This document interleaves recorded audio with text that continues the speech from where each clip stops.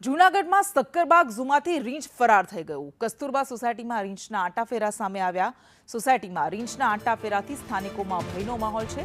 Sakkarbaug zoo દ્વારા રીંછનું rescue કરવામાં આવ્યું। જૂનાગઢના સક્કરબાગ ઝૂમાંથી આ રીંછ ફરાર થઈ ગયું હતું અને કસ્તુરબા સોસાયટી પાસે પહોંચી ગયું હતું। ત્યાં રીંછના આંટાફેરાથી સ્થાનિકો ડરી ગયા હતા, પરંતુ આખરે આ રીંછનું રેસ્ક્યુ કરવામાં આવ્યું છે। સક્કરબાગ ઝૂ દ્વારા રીંછનું રેસ્ક્યુ કરવામાં આવ્યું। પેલા સમયમાં દીપડા ને સિંહ ને ઘણા આવતા।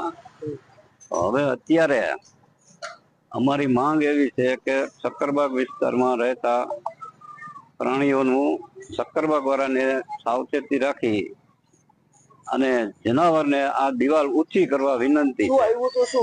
રીંછ આવ્યું હતું।